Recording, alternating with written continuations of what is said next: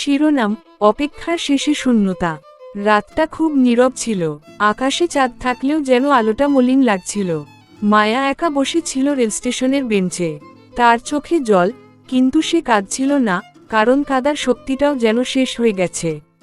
হাতে একটা পুরনো ফোন, স্ক্রিনে শেষ মেসেজটা এখনো জ্বলছে।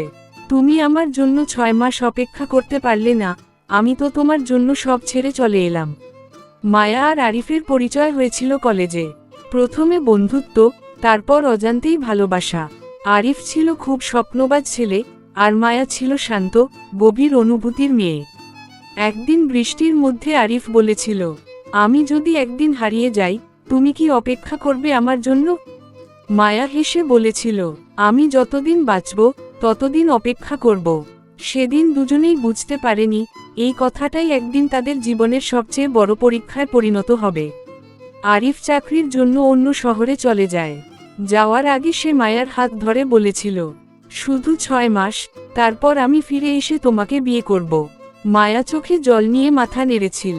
আমি অপেক্ষা করব, কিন্তু দূরত্ব সবসময় ভালোবাসাকে শক্ত করে না, কখনো কখনো ভেঙেও দেয়। প্রথমে প্রতিদিন কথা হতো, তারপর ধীরে ধীরে কমে গেল। কাজের চাপ, নতুন জীবন, সবকিছু মিলিয়ে আরিফ বদলে যেতে লাগল। মায়ার পরিবার তার বিয়ের জন্য চাপ দিতে শুরু করে। প্রতিদিন একই কথা, ছেলেটা কোথায়, কোনো নিশ্চয়তা আছে? মায়া অনেকবার বোঝানোর চেষ্টা করেছে, কিন্তু কেউ তার কথা শোনেনি। একদিন তার বাবা অসুস্থ হয়ে পড়ে, পরিবারের চাপ আরও বেড়ে যায়। মায়া ভেঙে পড়ে, সে আরিফকে ফোন করেছিল, তুমি কবে আসবে? আমি আর পারছি না। আরিফ ব্যস্ত গলায় বলেছিল, আর একটু সময় দাও, আমি সব ঠিক করে ফেলব।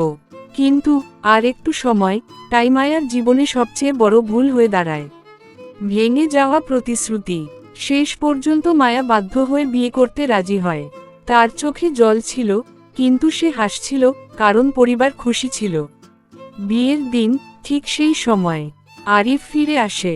সে ছুটে যায় মায়ার বাড়িতে, কিন্তু সব শেষ হয়ে গেছে। সেই রাতেই মায়া একটা মেসেজ পাঠায়, তুমি আমার জন্য 6 মাস অপেক্ষা করতে পারলে না, আমি তো তোমার জন্য সব ছেড়ে চলে এলাম। কয়েকদিন পর মায়া আরিফকে দেখা করার জন্য ডাকে। রেল স্টেশনে দুজন মুখোমুখি দাঁড়িয়ে, আরিফের চোখে জল, তুমি কি আমাকে একটুও ভালোবাসোনি?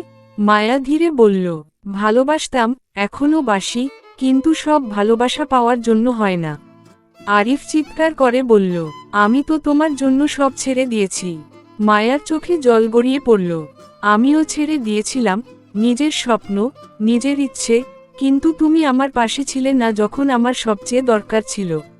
ট্রেনের হুইসেল বাজতে শুরু করল। মায়া উঠে দাঁড়ালো, ভালো থেকো, আর কোনোদিন কাউকে অপেক্ষা করিয়ে রেখো না। আরিফ কিছু বলতে পারল না, সে শুধু দাঁড়িয়ে রইল, আর মায়া ট্রেনে উঠে গেল। শেষ কথা, ভালোবাসা শুধু কথা নয়, ভালোবাসা মানে সময় দেওয়া, পাশে থাকা। কারণ অপেক্ষা যত দীর্ঘ হয়, ভাঙার শব্দ তত বেশি কষ্ট দেয়। ভাঙ্গা হার্ট মোরাল। যাকে ভালোবাসো, তাকে কখনো অপেক্ষাতে রেখে দিও না, কারণ সময়ের সাথে সাথে ভালোবাসাও হারিয়ে যেতে পারে।